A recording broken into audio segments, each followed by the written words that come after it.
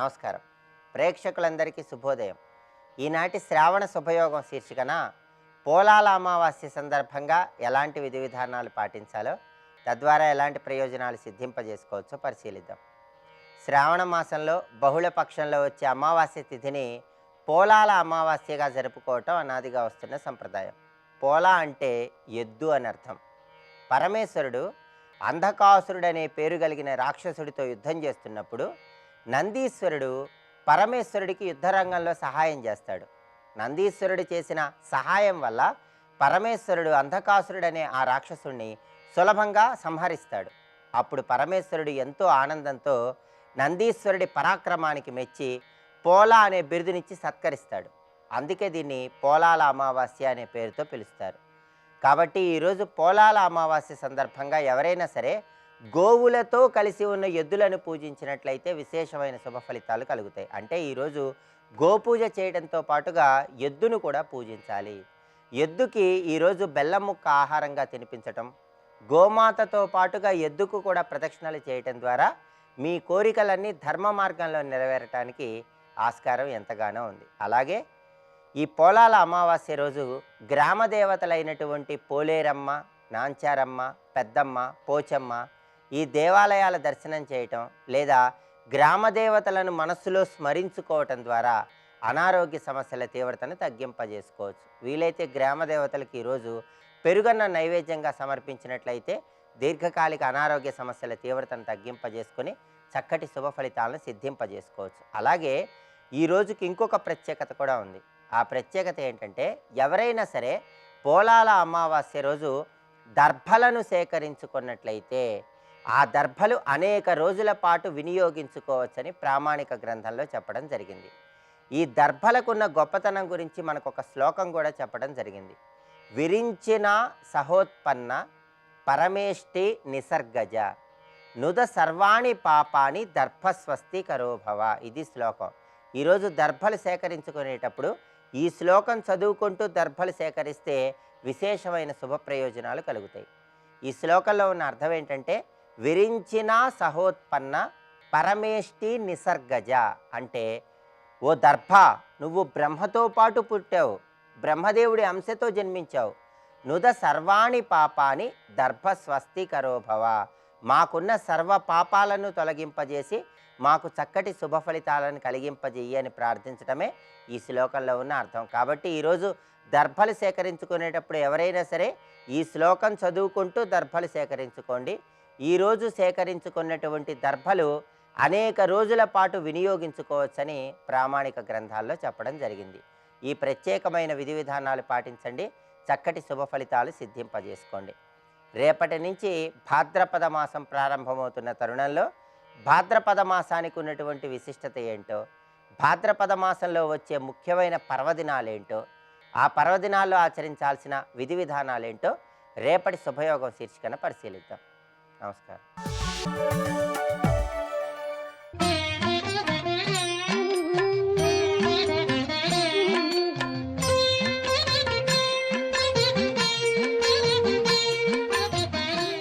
ఓం నమో నారాయణాయ.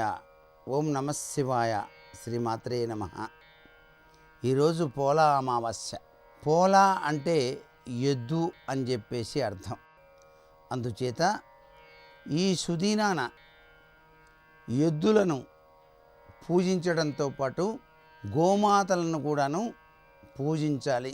గోవుతో కూడి వృషభాన్ని పూజించడం చేత వాటిని చక్కగా అలంకరింపజేయటం చేత వాటి యొక్క దివ్యవంతమైన అనుగ్రహం మానవాళికి పలు రీతుల్లో అనుగ్రహాన్ని ప్రసరింపచేస్తుంది. ఏది ఏమైనప్పటికీ నందీశ్వరుని యొక్క దివ్యవంతమైన అనుగ్రహం ఉన్నప్పుడే పరమేశ్వరుని యొక్క దివ్యానుగ్రహం మనకు సిద్ధిస్తుంది. అందుకే మనం దేవాలయంలోకి ప్రవేశించినప్పుడు మొట్టమొదటిసారిగా నందీశ్వర నమస్తుభ్యం సాంబానంద ప్రదాయక అంటూ ఆయన చెవి దగ్గరికి వెళ్ళి శివానుగ్రహాన్ని కలిగించేందుకు శివదర్శన భాగ్యాన్ని ప్రసాదించవలసింది అని కోరుకుంటాం.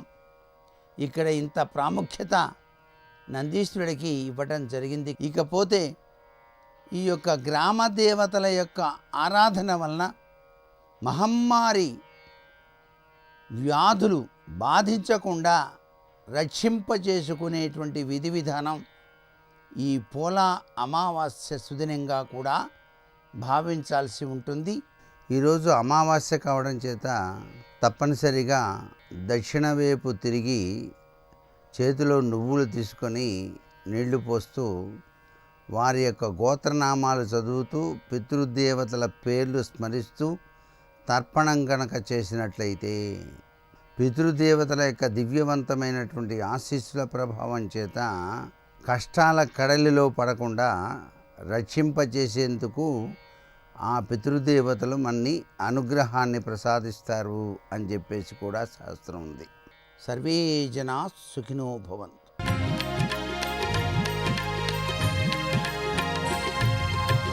రాముడు రాఘవుడు రవికులుడితడు భూమి జగ్గుపతి అయిన పురుష నిధానము రాముడు రాఘవుడు రవికులుడితడు. హర్షేణ మహతాయుక్తో ననంద హరియూదప.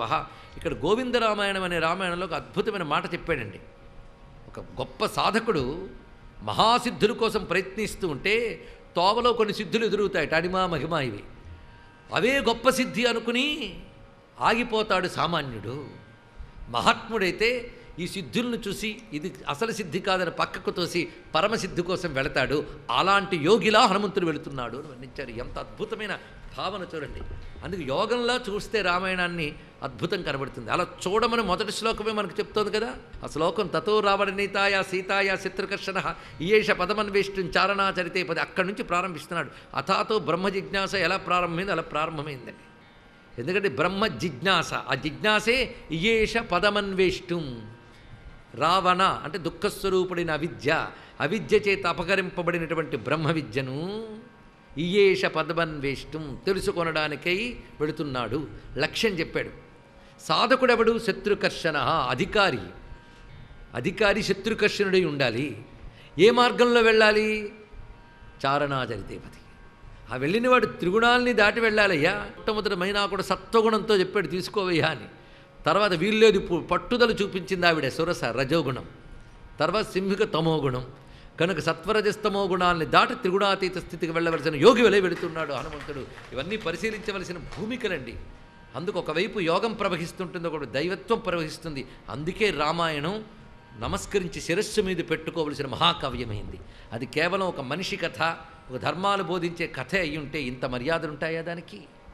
మొత్తానికి మందోదరిని చూసి అస్ఫోటయామాస చుచుంబ పుచ్చం ననంద చిక్రీడ జగౌ జగామ స్తంభానరోహన్ నిపపాత భూమౌ నిదర్శయన్ స్వాం ప్రకృతిం కపీనాం. ఒక్కసారిగా తన తోకను ముద్దు పెట్టుకుని గంతులు వేసి అక్కడ స్తంభం మీద దిగుకి మళ్ళీ కిందకి దిగెట్ట. కానీ క్షణంలో సర్దుకున్నట్టండి. అది మహాత్ముడి యొక్క లక్షణం. సర్దుకుని ఈమె సీత కాదు. ఎందువల్ల అంటే నా రామేణ వియుక్తా సా స్వప్తువర్హతి భామిని. రాముడు లేకుండా ఇంత సుఖంగా ఆమె నిద్రించదు, అలంకారము సేవించదు. పైగా నభోక్తం నాప్యలంకర్తం నపానముపసేవితం. అన్నపానాలు స్వీకరించదు, అలంకారములు చేసుకునదు. ఇప్పుడు ఈమె అలంకారాలు ధరించి హాయిగా నిద్రపోతుంది. కనుక ఈమె సీత కాదు అని ఆలోచించాడు. పైగా రాముడిని పతిగా పొందిన ఆవిడ మరొకరికి చెంతలో ఎక్కడా కూడా ఉండదు. కనుక ఈమె సీత కాదు అని నిర్ణయించుకుని వివిధములుగా పరిశీలిస్తూ వెళుతున్నటువంటి మహానుభావుడికి క్రమంగా ఒక ఆలోచన వచ్చిందట. ఈ వివిధములైన స్త్రీలందరినీ చూసి ఒక చోట ఆగుతట ఆంజనేయ స్వామి. ఆగి అనుకుంటాడు, జగామ మహతీం శంకాం ధర్మసాధ్వస శంకిత. అందమైన సంస్కృత శబ్దాలండి. ధర్మసాధ్వస శంకిత అనే మాట చాలా అద్భుతమైనది. తన వల్ల ఏదైనా ధర్మలోపం జరిగిందేమో అని ఆలోచిస్తున్నాడు. ఇది పరిశీలించవలసిన ఒకనొక అంశం. మహాత్ములు ఆత్మపరిశీలన అనే లక్షణంతో ఉంటారు ఎప్పుడూను. ఇది తెలుసుకోవాల్సింది. తమను తాము పరిశీలించుకుంటారు. అంతేగాని అవతలవాడు ఎత్తి చూపిస్తేనే తప్పు తెలియడం కాదు. మనకి మనమే ఆలోచన చేసుకుని నేను వెళుతున్న మార్గం అవునా కాదా అనేది పరిశీలించగలిగే లక్షణం ఉంటే మన మార్గం ఎప్పుడు సుమార్గమేనండి. అందుకే ఆత్మపరిశీలన లేనివాడు అభ్యుదయం సాధించలేడు. ఇది తెలుసుకోండి. పైగా సత్పురుషులకి వాళ్ళ మనస్సే వాళ్ళకి ప్రమాణం. ఇది తెలుసుకోవాల్సింది. ఎవరికైతే అసలు జీవితంలో అధర్మం అనేది లేశమాత్రము కూడా ఉండదో అటువంటి వాడి మనస్సు చెప్పిన మాటయే ప్రమాణం. అది తెలుసుకోవాల్సినటువంటిది.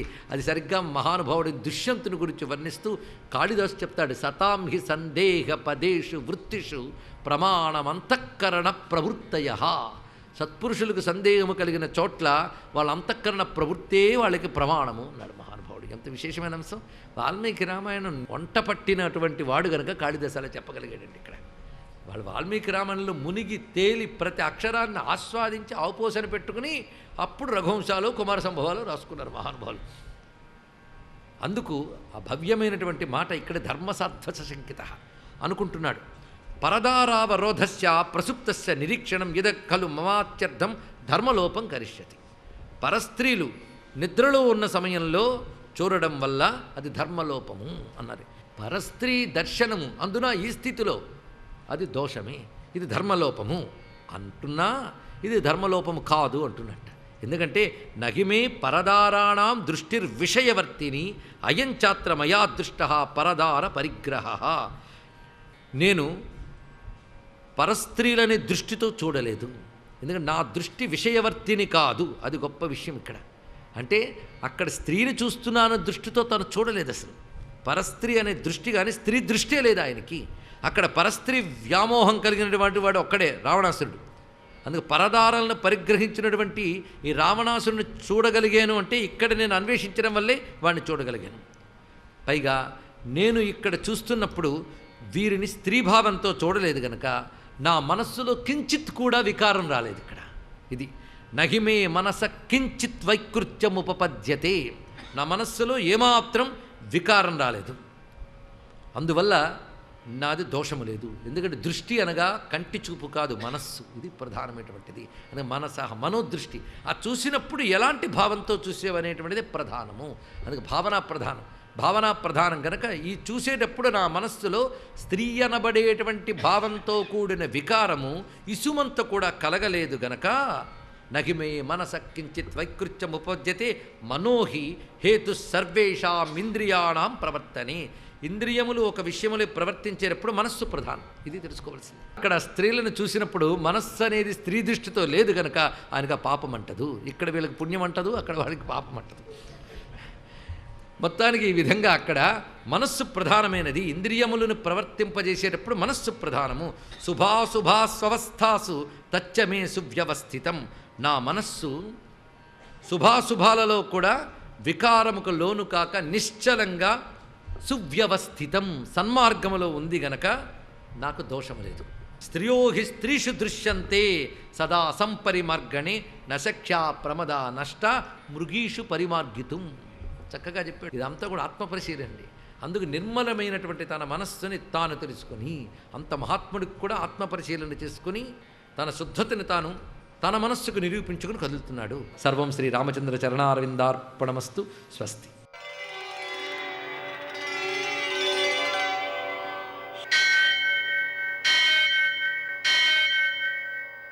సహస్రశీరుషం దేవం విశ్వాక్షం విశ్వశంభువం విశ్వం నారాయణం దేవమక్షరం పరమం పదం విశ్వతః పరమాం నిత్యం విశ్వం నారాయణగుం హరిం విశ్వమేవేదం పురుషస్తద్విశ్వముపజీవతి పతిం విశ్వస్యాత్మేశ్వరగుం శాశ్వతగుం శివమచ్యుతం నారాయణం మహాజ్ఞేయం విశ్వాత్మానం పరాయణం. సూర్యశౌర్యమథేందురింద్రపదవీ సన్మంగళం మంగళం.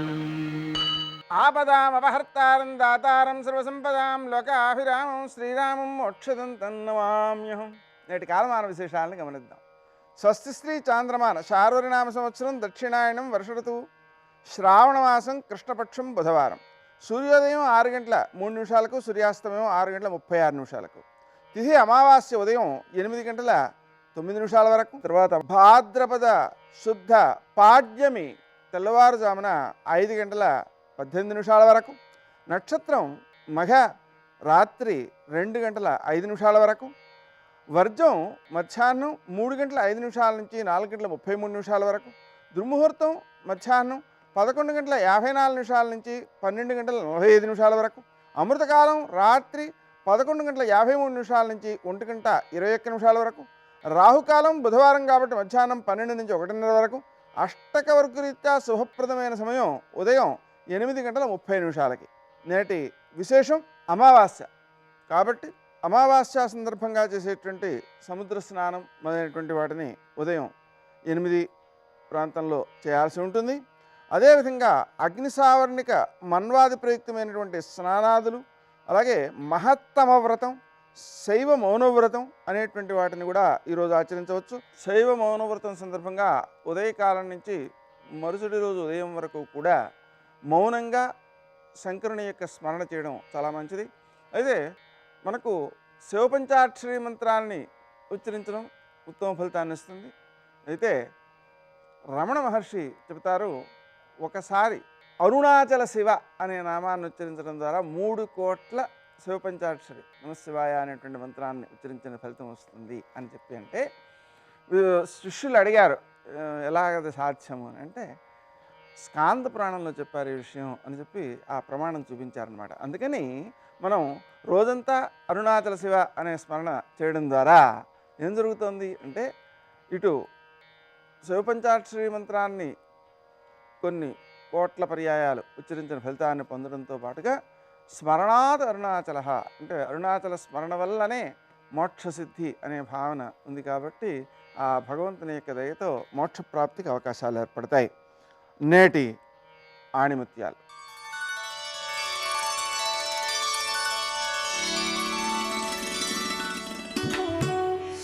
నీలో నిద్రాణమైన శక్తిని మేలుకొల్పితే నీ ప్రతిచర్య స్వచ్ఛంగా శక్తివంతంగా ఉంటుంది.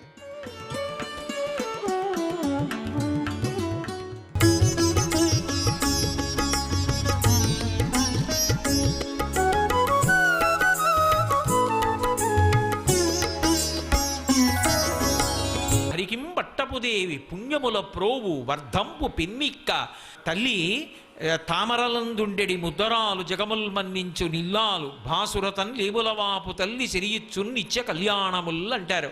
అటువంటి లక్ష్మీదేవి వామనమూర్తిగా బ్రహ్మచారిగా ఉన్న బలిదైచ్చేంద్రకరద్వయీ కృతజల ప్రక్షాళన వ్యాప్తికి జలజాతక్షుడు సాచయోగి సుమన సంప్రర్థిత శ్రీదమన్ కలితానమ్ర రమా లలాట పదవీ కస్తూరికాషాదమున్ నలినామోదము రత్ననూపురము నానావేదమున్ పాదమున్ అంటారు.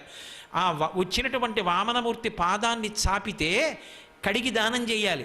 రమ్మా మానవ కొత్తమ లెమ్మా నీ వంచి లేదనకిత్తున్ చమ్మా అడుగుల ఇటురా నిమ్మా కడుగంగ వలయు నీటికి తడయం, బంగారు పళ్ళెంలో పాదాలు పెట్టబోయి కడుగుతానన్నాడు. ఆ పాదం పెడితే వింధ్యావళి నీళ్లు పోస్తుంటే కాళ్ళు కడుగుతుంటే ఆ బ్రహ్మచారిగా వచ్చినటువంటి వామనమూర్తి యొక్క పాదం మీద లక్ష్మీదేవి యొక్క లలాటమునందుండేటటువంటి కస్తూరి తిలకపు ముద్ర కనబడింది అని చెప్పారు పోతన గారు. మరి బ్రహ్మచారిగా ఉన్నటువంటి వామనమూర్తి పాదం మీద లక్ష్మీదేవి లలాటమునందున్న కస్తూరి తిలకం ఎలా వస్తుంది అంటే, ఆ తల్లి మహాపతివ్రత ప్రతిరోజు మోకాళ్ళ మీద వంగి శ్రీ మహావిష్ణువు యొక్క పాదములకు నమస్కరించినప్పుడు ఆమె లలాటమనందున్నటువంటి బొట్టు ఆయన పాదములకు ముద్రగా పడుతుంది. అసలు ఆయన శక్తి స్వరూపమే కదండి, ఆయన తేజస్సే ఆవిడ. శివశక్త్యాయుక్తో ఇది భవతి శక్త ప్రభవితం నచే దేవం దేవో నకలు కుశల స్పందితుమపి అతస్త్వామారాధ్యాం హరిహర విరించాదిభిరతి ప్రణంతుం స్తోతుం వా కథమకృత పుణ్య ప్రభవతి అంటారు శంకరులు సౌందర్యలహరి ప్రారంభంలోనే. అటువంటి తల్లి ఆమె ఎప్పుడు ఎక్కడ ఏది చేసినా కేవలంగా స్వామిని దృష్టిలో పెట్టుకుని ఆయన యొక్క ఔన్నత్యానికి ఆయన యొక్క కీర్తి ప్రకాశించడానికి ప్రవర్తిస్తుంది తప్ప ఆయనకి గౌరవం తగ్గేటట్టుగా మాత్రం ఒక్క విషయంలో కూడా ఆమె ప్రవర్తించాలి. అంతటి మహాపతివ్రత, లోకములకు ఆదర్శనీయమైనటువంటి మహిళగా నిలబడేటటువంటి ప్రథమ మహిళ ఎవరు అంటే లక్ష్మీదేవి. అందుకే మీరు చూడండి, వ్రతముల్ దేవగురు ద్విజన్మ బుధసేవల్ దానధర్మాదులన్ గతజన్మంబుల ఈశ్వరున్ హరిజగత్ కళ్యాణు కాంక్షించి చేసి తినేనిన్ వసుదేవనందనుడు నా చిత్తేశుడవుగాక నిర్జుతులైపోదురుగాక సంగరములో చేదీశ ముఖ్యాధముల్ అంటుంది రుక్మిణీ కళ్యాణం లేఖలో. ఆమె ఏది చేసినా ఆయన కోసమే. ఆఖరికి ఒకనాడు సీతమ్మగా వచ్చింది. నిజంగా ఎక్కడో ప్రస్రవణ పర్వత శిఖరముల మీద ఉన్నాడు రామచంద్రమూర్తి. బాహ్యంగా రామాయణాన్ని ఆలోచిస్తే సీతమ్మ నుంచి ఎడబాటు పొందాడు. సీతమ్మ బ్రతికుందో బ్రతికిలేదో అన్ని దిక్కులకు వెళ్ళినటువంటి వానరములు వచ్చేసాయి. ఒక్క దక్షిణ దిక్కుకు వెళ్ళినటువంటి వానరములకు ఇచ్చినటువంటి సమయమా మించిపోయింది, తిరిగా రాలేదు. ఎలా ఉందో సీతమ్మ, ఇక్కడ సీతమ్మ రాముడి కన్నా పెద్ద కష్టంలో ఉంది. అసలు రామాయణంలో కష్టం ఎవరిది అంటే సీతమ్మదే. రాముడు పడుతున్న కష్టాన్ని చెప్పుకోవడానికి రాముడికి పక్కన ఆంజనేయ స్వామి ఉన్నాడు, సుగ్రీవుడు ఉన్నాడు, లక్ష్మణస్వామి ఉన్నాడు. తన పడిన కష్టాన్ని చెప్పుకోవడానికి పక్కన వేరొకరు లేరు. కష్టం చెప్పుకోవడానికి ఇంకొక మనిషి కూడా లేకపోవడం పెద్ద కష్టం. సీతమ్మని పెద్ద కష్టం. అంత కష్టంలో ఉన్న వ్యక్తి దగ్గరికి స్వామి హనుమ వచ్చి రామచంద్రమూర్తి క్షేమవార్త చెప్పి ఒక మాట అన్నారు. అమ్మా, ఎందుకమ్మా బెంగ పెట్టుకుంటావు? 2 నెలలు గడువు ఇచ్చాడు, 1 నెలే బ్రతికుంటానంటావు ఎందుకు? నా భుజం మీద కూర్చో, ఎలా తీసుకెడతాననుకుంటున్నావు? ప్రాపయిష్యామి శక్రాయ హవ్యం హుతమివానలా, ఎంత మర్యాదగా మాట్లాడారు. యజ్ఞం చేసినప్పుడు స్వాహ అంటూ అగ్నిముఖంగా హవిస్సునిస్తే అగ్నిహోత్రుడు ఎంగిలి చేశాడు అని అనిపించుకోదు. ఆ అగ్నిహోత్రుడు పట్టుకెళ్ళి హవ్యాన్ని దేవతలకి ఇస్తే అది పవిత్రమైనట్టుగా నిన్ను నా భుజం మీద కూర్చోపెట్టుకుని ప్రశ్రవణ పర్వత శిఖరముల మీద కూర్చున్న రామచంద్రమూర్తి పాదార విందముల యందు సమర్పించి కృతకృత్యుడనవుతానమ్మా, వచ్చి నా భుజం మీద కూర్చో అన్నారు. ఆ తల్లి పక్కున నవ్వంది, నువ్వే బొటన వేలుంటున్నావా? ఎందుకని? సుందరకాండలో అన్వేషణ చేసినప్పుడు బొటన వీలంత అయిపోయారు. సూర్యే చాస్తంగతే రాత్రౌ దేహం సంక్షిప్య మారుతి వృషదం చకమాత్ర సన్భూవాద్భుత దర్శన, పిల్లి పిల్లంత ఉన్నారని వాల్మీకి మహర్షి వర్ణించారు. నువ్వే ఇంతున్నావా? నీకో ఇంత భుజమా? దాని మీద నేను కూర్చోనా? 100 యోజనముల సముద్రాన్ని దాటిస్తావా? వానర బుద్ధి బయట పెట్టుకున్నావోయ్ అంది. ఎక్కడ లేని పౌరుషం వచ్చింది ఆయనకి. అమ్మా, నేనంటే ఇంతే అనుకున్నావా? చూడమ్మా నా రూపం ఎలా ఉంటుందో అని చూపించారు. మేరుమందర శంకాశౌభౌదీప్తానల ప్రభాగ్రత వ్యవతస్తేచా సీతాయా వానరోత్తమ. మేరు పర్వత శిఖరములు ఎలా ఉంటాయో అలా పెరిగిపోయి కాల్చిన పెనంలా ముఖం పెద్ద పెద్ద దంష్టలతోటి పరిఘల వంటి భుజాలతో నిలబడ్డారు. అమ్మాయి ఇప్పుడు వచ్చి కూర్చో అన్నారు. రామచంద్రమూర్తి లేనప్పుడు మారీచుణ్ణి అడ్డుపెట్టి లక్ష్మణస్వామిని దూరంగా పంపించి రావణాసురుడు నన్ను అపహరించి తీసుకొచ్చాడు. అప్పుడు నన్ను నేను రక్షించుకోలేని స్థితిలో ఉన్నాను కాబట్టి రావణుడు తీసుకొస్తుంటే హా రామ హా లక్ష్మణ అన్నాను తప్ప వేరొక అవకాశం లేదు. స్త్రీగా పాతివ్రత్యాన్ని ప్రకటించాను కాబట్టి శక్తి ఉన్నా రావణుడిని దగ్ధం చేయలేదు. ఆవిడే చెప్పింది రావణాసురుడితో, అసందేశత్తు రామశ్చా తపసశ్చానుపాలనాత్ నత్వాం కుర్మి దశగ్రీవ భస్మ భస్మాభిహి తేజస. రామచంద్రమూర్తి ఆదేశం లేదు కాబట్టి విడిచిపెడుతున్నాను, కానీ లేకపోయినట్టయితే నా పాతివ్రత్య శక్తి చేత నిన్ను భస్మరాశిగా చేసేయగలను. ఏమనుకుంటున్నావో రావణ అంది. అంతటి పాతివ్రత్యాన్ని ప్రకటించింది. రాముడు రావాలి, నన్ను రక్షించాలి. అటువంటిది రాముడు లేనప్పుడు రావణుడు అపహరించాడు, రావణుడు చూడనప్పుడు రాముడు వానరుణ్ణి పంపించి అపహరించి తీసుకుపోయాడు. ఏమిటి తేడా అని రేపు లోకం అంటుంది. నేను ఎంత కష్టంలో ఉన్నా రాను, రాముడే రావాలి. రాముడే వచ్చి రావణ సంహారం చేసి నన్ను తీసుకెళ్ళాలి. దానివలన నాకు కష్టం కలగచ్చు, 1 నెల ఇక్కడ ఉండవలసి రావచ్చు, ప్రాణమే పోని. రాముడి కీర్తికి అపకీర్తి కలిగితే, రాముడి కీర్తికి మచ్చొస్తే నేను తట్టుకోలేను. సర్వం శ్రీ ఉమామహేశ్వర పరబ్రహ్మార్పణమస్తు. స్వస్తి.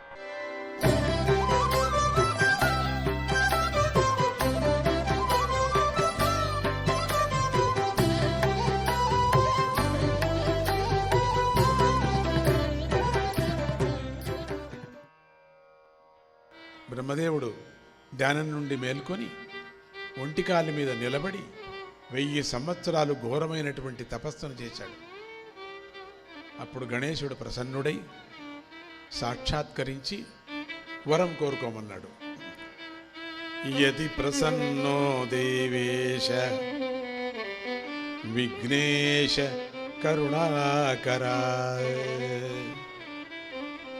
యది ప్రసన్నో దేవేశ విఘ్నేశ కరుణాకరా, తవ భక్తిం దృఢాం దేహి, తవ భక్తిం దృఢాం దేహి, యయా దుఃఖం న సంస్పృశేత్, న సంస్పృశేత్. ఇదానిం దేహి సామర్థ్యం,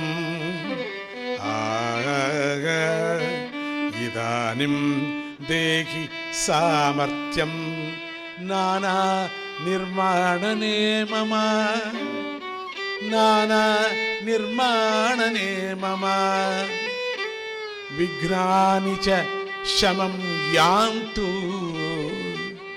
యది తుష్టోసి మే ప్రభు, యది తుష్టోసి మే ప్రభు.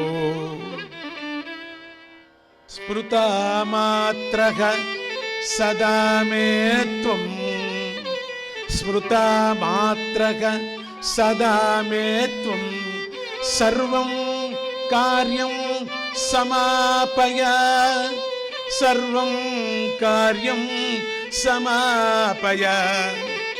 అంతే ముక్తిం స్థిరాం దేహి, అంతే ముక్తిం స్థిరాం దేహి. జ్ఞానం చ విమలం మమ, జ్ఞానం చ విమలం మమ.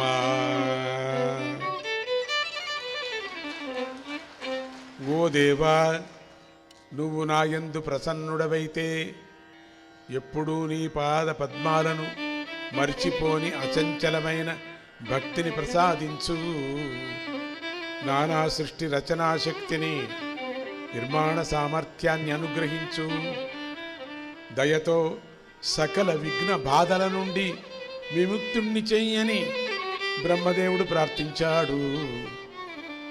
గణేశుడు బ్రహ్మదేవుణ్ణి అనుగ్రహించాడు. ఆ సమయంలో బ్రహ్మదేవుడు గణేశుడికి అందమైన 2 కన్యలను దక్షిణగా సమర్పించి నమస్కారం చేశాడు. తతః ప్రసన్నో భగవన్ విఘ్నహర్తా గజాననగా సిద్ధి బుద్ధి గృహీత్వా తే అంతర్ధాన మగ ద్విభుః, అంతర్ధాన మగ ద్విభుః. బ్రహ్మదేవుడి చేత దక్షిణగా సమర్పించబడిన ఆ 2 కన్యలే సిద్ధి బుద్ధి. గణపతి దేవుడు వారిని తీసుకొని అప్పుడు బ్రహ్మ ఇచ్చిన వాళ్ళు సిద్ధి బుద్ధి అదృశ్యమయ్యాడు. అందుకని గణపతిని ప్రార్థన చేస్తే సిద్ధిని బుద్ధిని రెండూ మనకు అనుగ్రహిస్తాడు. గణేశ అనుగ్రహంతో బ్రహ్మదేవుడు సృష్టి చేశాడు. బ్రహ్మదేవుడు సృష్టి రచన పూర్తి చేసిన తరువాత మళ్ళీ ఆయనకు ఒక ఆపద వచ్చి పడింది, ఆయన మీద పడింది.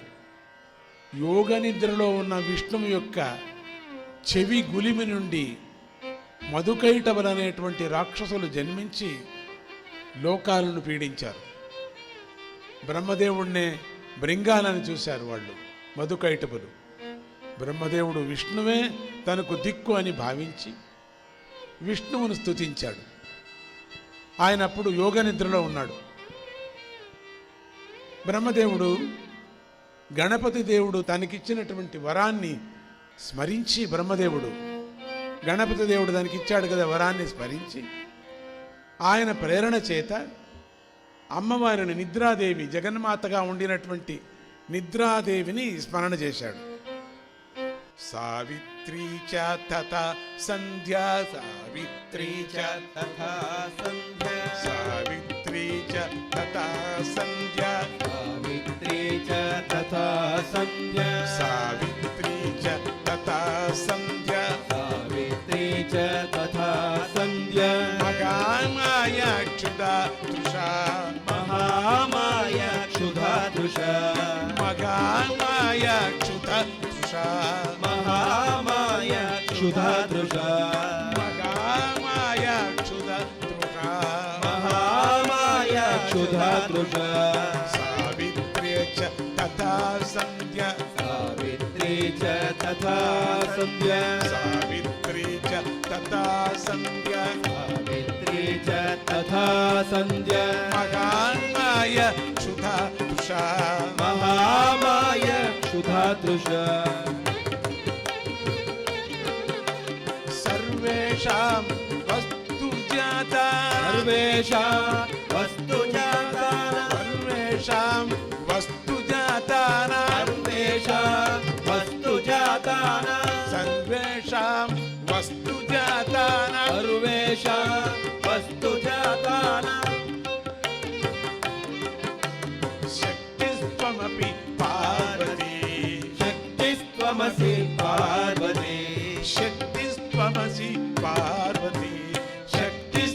తులసి పార్వతీ తథా సంధ్య సావిత్రీ చ తథా సంధ్య మహామాయ క్షుధాదృశ మహామాయ క్షుధాదృశ సర్వే. తల్లి సావిత్రి త్రిసంధ్యల్లోనూ కూడా గాయత్రి సావిత్రి సరస్వతి రూపిణిగాను గంగాచ గాయత్రి చ తథా సంధ్య అమ్మవారు ఆ రూపాలవన్నీ కూడా రూపిణిగాను సరస్వతి రూపిణిగాను ప్రాణులలో ప్రాణశక్తి స్వరూపంగాను ఉన్నది నువ్వే. తల్లి శ్రీహరిని ప్రేరేపించు, ఆయన చేతిలో ఈ దుష్టులు మరణించేటట్లుగా చెయ్యి, ఈ లోకకంటకుల బారి నుండి నన్ను కాపాడు అని ప్రార్థించాడు. యోగనిద్రాదేవి శ్రీహరిని విడిచిపెట్టగా శ్రీహరి నిద్రలేచి బ్రహ్మదేవుడి కోరిక ప్రకారం ఆ రాక్షసులతో యుద్ధం చేయసాగాడు. మనకు సంబంధించిన 5,000, ఆయనకు 5 రోజులు. అప్పుడు శ్రీహరి అలిసిపోయాడే గాని వారు అలిసిపోలేదు. వాళ్ళిద్దరూ కూడా హరి చేతిలో వారు మరణించలేదు కూడా. శ్రీహరి చింతించి ఒక గంధర్వుడి రూపాన్ని ధరించి అడవిలోకి వెళ్ళి ఎంతో శ్రావ్యంగా వీణాగానం చేస్తూ శంకరుణ్ణి కీర్తించారు. శంభో శంకర శంకర శంభో శంకర హర హర శంకర శంభో శంకర హర హర శంకర శంభో శంకర భవ హర శంకర శంభో శంకర భవ భయ శంకర శంభో శంకర భవ భయ శంకర హర హర మహాదేవ హర హర మహాదేవ హర హర మహాదేవ హర హర మహాదేవ హర హర మహాదేవ హర హర మహాదేవ మహాదేవ మహాదేవ. ఆ హరహర మహాదేవుణ్ణి స్తుతించారు. ఓం గణపతయే నమః.